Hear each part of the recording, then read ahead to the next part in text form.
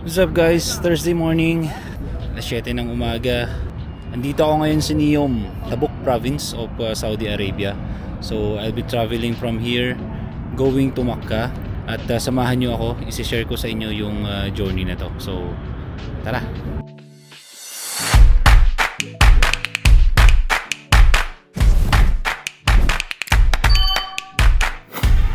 Panibagong araw, panibagong experience na naman. For today's video, mag-travel ako papuntang Makkah. So from here. Actually na-experience ko na siya dati guys. Nag-travel ako pero naka-private car kami. So hindi ko alam kung ilang oras by bus ang travel. But pag naka-private car ka, it took us like 14 hours. So tara guys, samahan nyo ako at isi-share ko sa inyo as much as possible. I'll give you exact information dito sa Umrah na to. So guys, at exactly 7:15 umalis yung bus from our camp dito sa Neom. So mag-start na rin yung oras natin. Titignan natin kung ilang oras sa abutin ang travel natin from here going to this is a month of Ramadan. So nagta-travel kami, walang pagkain, walang tubig until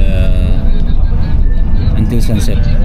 So for the meantime, bibigyan ko lang kayo ng mga biros, yung mga madadaanan natin.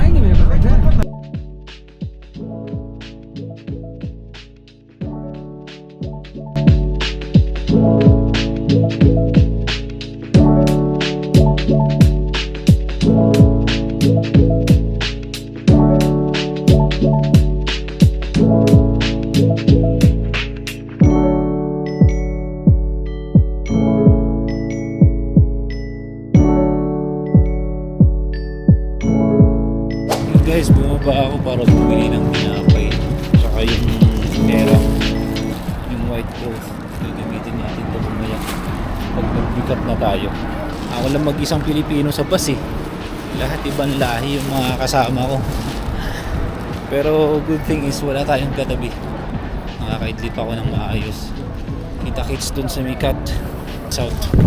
Ayun, third stopover na kami.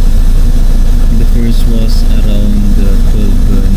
Hindi na ako bumaba kasi tulog ako. Tapos yung second was around 3 PM. Nagdasal kami. Hindi sa third time. Bumaba yung mga pasahero kasi bibili ng pang iftar nila. So it's around 5:30 already. I think we travel already almost 12 hours. Just a quick detail, bayad ako ng 280 sa pamasahe. May inclusion yun ng room sa Makkah.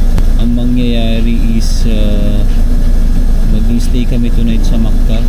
Aalis kami bukas ng hapon around mga 6 PM papuntang Madina. Tapos mag-stay kami ng Madina hanggang umaga. Pero doon wala na siyang hotel. Aalis naman dun ng Fajar around 5 AM. Just a comparison as well pag nag-travel ka by bus at saka yung by private car.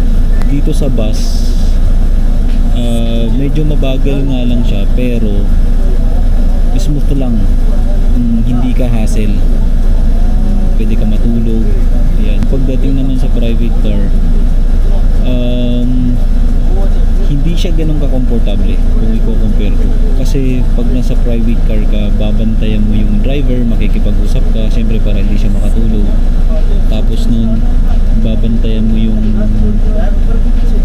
yung camera. Pag nag-overspeeding kasi, yun.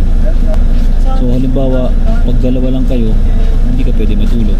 Unless may mga kasama kayong iba na pwedeng magbantay, salitan kayo matulog. So that's my comparison. After na ito, magmimikat na tayo.